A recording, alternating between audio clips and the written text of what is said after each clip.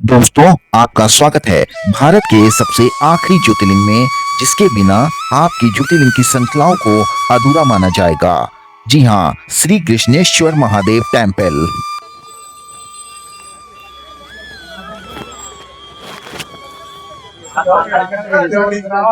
क्या बोलिए?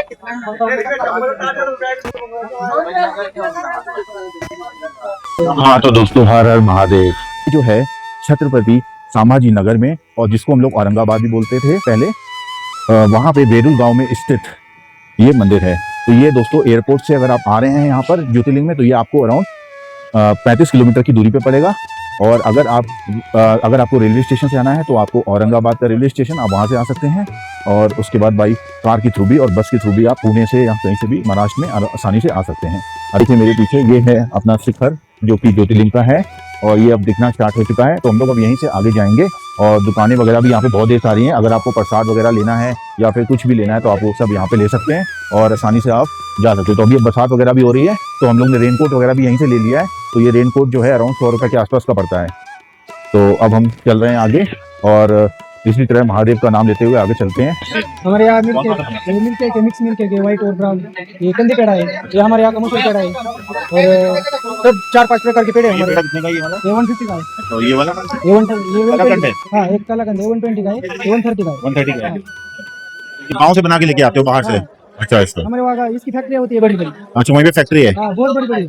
अच्छा अच्छा, तो डेली बनता है कि मतलब क्या है? हमारे यहाँ 70 से 80 फैक्ट्री है इसी। अच्छा, ओके, बहुत बढ़िया है, बहुत बड़ा मतलब पूरा काम है इसका। हाँ, नाम है बहुत। तो डेली बनता है अपना? और वही अभी सुबह ही गाड़ी आई है हमारे। तो आप यहाँ पे कब से दुकान लगा रहे हो? यहाँ से बहुत दिन हो गए, बहुत साल हो गए। बहुत साल हो गए। अच्छा अच्छा। तो अब हम मंदिर की मेन एंट्रेंस में आ चुके हैं, और अब हम सबसे पहले इसके सामने ही दोस्तों जूते चप्पल रखने की जगह है। तो आप चाहो तो यहाँ पे अपने जूते और चप्पल उतार सकते हो। 5 रुपये पर जोड़ी के हिसाब से लेते हैं। तो दोस्तों यहाँ पे जूते उतारने के बाद अब हम मंदिर के अंदर प्रवेश करेंगे। मंदिर के अंदर घुसते ही मैंने इसकी नक्काशी को बहुत ध्यान से देखा। यह पूरा मंदिर मुख्य रूप से लाल और काले बेसाल्ट ज्वालामुखी पत्थर से बनाया गया है, जो दक्कन क्षेत्र की पहचान है। इसकी वास्तुकला में दक्षिण भारत की द्रविड़ शैली और स्थानीय मराठा प्रभाव का सुंदर मेल दिखाई देता है। माना जाता है कि वर्तमान मंदिर का पुनर्निर्माण 18वीं शताब्दी में महारानी अहिल्याबाई होलकर ने कराया था। इतिहास बताता है कि इस मंदिर को मध्यकाल में कई बार आक्रमणों के दौरान क्षति पहुंची, लेकिन हर बार इसकी आस्था और पहचान फिर से जीवित हुई। आज भी शिखर पर बनी ये बारीक मूर्तियां और पत्थरों की अद्भुत कारीगरी भारत के महान शिल्पकारों की कला का जीवंत प्रमाण है।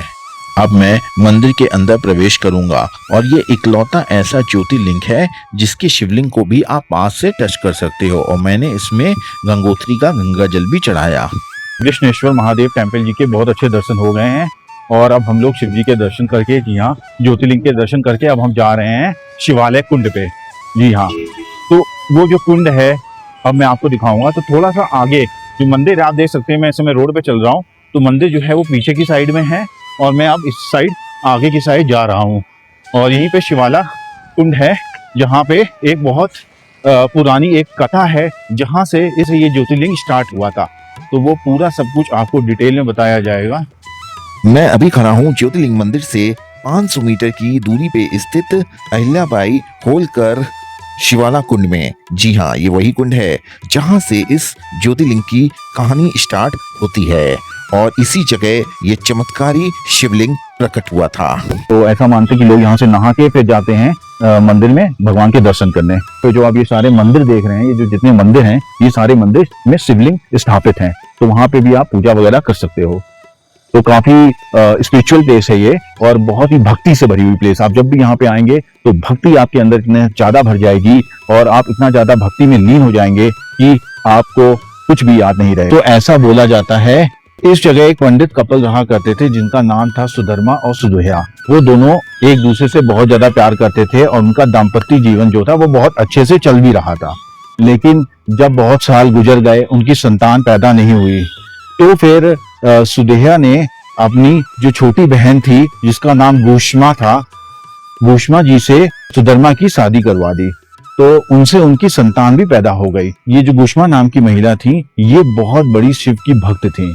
ये इसी कुंड में हर दिन प्रतिदिन 101 शिवलिंग को स्थापित करती थी, बनाती थी और यहाँ पे उनकी पूजा करती थी और फिर उनका विसर्जन करती थी हर दिन। दोस्तों, जो सुदेहा थी वो इतनी ज्यादा उसमें ईर्ष्या भर चुकी थी कि उसने गुस्से में आके या ईर्ष्या में रह के उसने उष्मा जी का जो पुत्र था उसकी हत्या कर दी और उसको इसी कुंड में विसर्जित कर दिया।